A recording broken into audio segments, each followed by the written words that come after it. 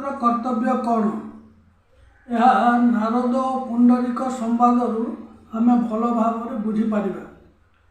पुंडरीक नाम जड़े बड़ भक्त थिले। से जड़े धर्मात्मा, सदाचारी, कर्मकांड निपुण गृहस्थ ब्राह्मण थे। थरे से संसार जंजाल प्रति विरक्त हो वन्य तीर्थ को गमन कले।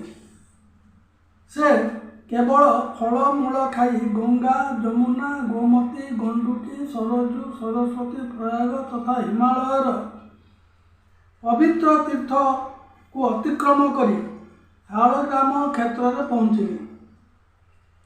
क्षणभंगुर रूप यौवनर अहंकार ओहरी जाई भगवान ध्यान रे लगी रहिले एवं संसार को भूली जाइथिले। देवर्षि नारद तांको देखिबा पाई सेठाकू आसिले। पुंडरीक नारदंकर परिचय न पाई मध्य तांकर अनेक सेवा कले। नारद जेतेबेले निजर परिचय देले, पुंडरीक आनंदरे गदगद होई कहिले, मोर परम सौभाग्य, मोर जन्म धन्य हो जाइछि। आज मु निजको भाग्यमान मन करुछे। मोर पितृपुरुष माने कृतार्थ हो जाइछन्ति। किंतु हे महर्षि, मु एक संदेह पड़ जाइछि। ताहा आपण ही दूर करि पारिबे। केतेक लोक सत्य धर्मर प्रशंसा करती और किछि लोक सदाचार को गुरुत्व दियंती। किछि लोक अष्टांग योगर प्रशंसा करुवा बेले किछि लोक दया, क्षमा आदि गुणर प्रशंसा करती। अन्य किछि लोक जागयज्ञ अनुष्ठान को श्रेष्ठ विचार करती तो किछि लोक पूजा पाठ कर्मकांड आदि को बेसी श्रेष्ठ मन करती। एही परिस्थिति रे मोर मन विचलित हेउछि। कौन करबा उचित बोली मु निर्णय करि पारु नाही। तेणु संसार रे एकमात्र कर्तव्य कर्म कौन, दयाकरी मते टिके बुझाई दियंतु। नारद प्रसन्न होई कहिले, पुंडरीक, प्रकृत रे शास्त्र तथा कर्म धर्म बहुलता हेतु संसार रे भिन्नता रही। देश काल रुचि वर्ण तथा प्राणी मानक नहीं ऋषि मुनि मान भिन्न भिन्न धर्मर विधान करिसंति। तेणु यह नाना मुनि नाना मतर परिणत होइছে। साधारण मनुष्यर बुद्धि विकसित हुए नहीं। से अनेक रहस्य बुझीपारे नहीं। मनुष्य को बुझेइबा पई ऋषि मुनि माने विभिन्न उपाय अवलंबन करिसंति। तुम मन में जेपरी संशय रही, मो मन में मध्य सेमिति संशय थिला। मु जेतेबेले ब्रह्मा को यह पचारिली, से यार सुंदर निर्णय देथिले।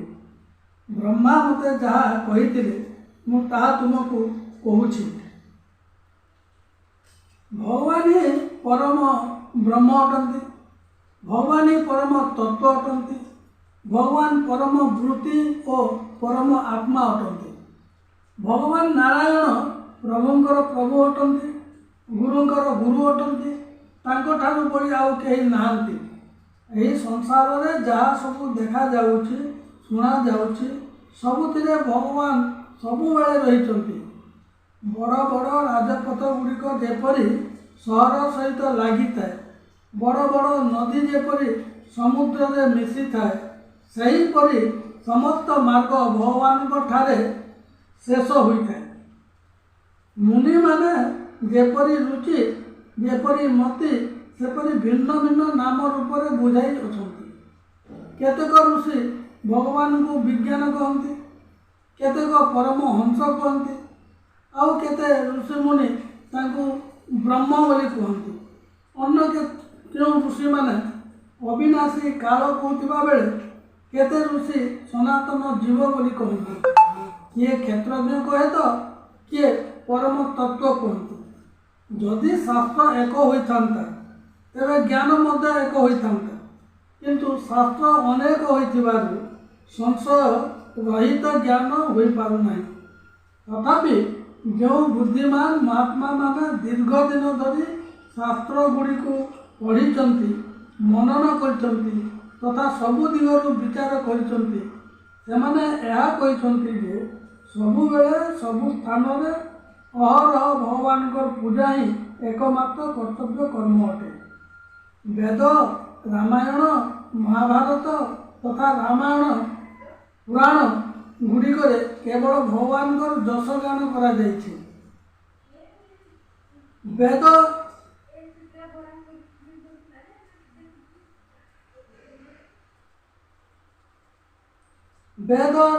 ରାମାୟणे चैव पुराणे भारते तथा आदौ मध्ये तथा चान्ते हरि सर्वत्र ज्ञात।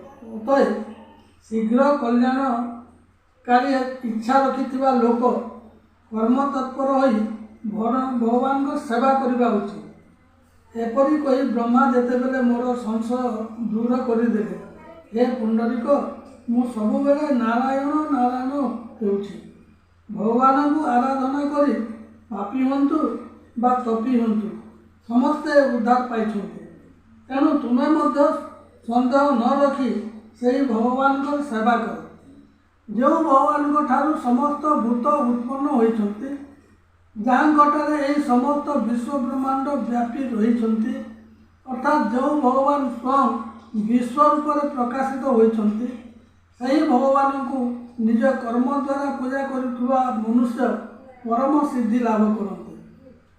ଏଠାରେ ଜ୍ଞାନ ଏବଂ ଭକ୍ତିଯୁକ୍ତ କର୍ମର ବର୍ଣ୍ଣନା କରାଯାଇଛି। ଏହା ଜାଣିବା କଥା ଯେ ଭଗବାନ ବିଶ୍ୱ ବ୍ରହ୍ମାଣ୍ଡରେ ବ୍ୟାପ୍ତ ଅଛନ୍ତି ଏବଂ ଆମକୁ ତାଙ୍କର ପୂଜା କରିବାର ରହିଛି। ସବୁକିଛି ତାଙ୍କ ପୂଜା ପାଇଁ ଉଦ୍ଦିଷ୍ଟ ଅଟେ। ଆମେ ପ୍ରତିଦିନ ଯାହା ସବୁ କର୍ମ ବା କାର୍ଯ୍ୟ କରୁ, ତାହା ଭଗବାନଙ୍କର ପୂଜାରେ କିପରି ପରିଣତ ହେବ, ଆଗାମୀ ଅଙ୍କରେ ତାହା ବର୍ଣ୍ଣିତ ହୋଇଅଛି।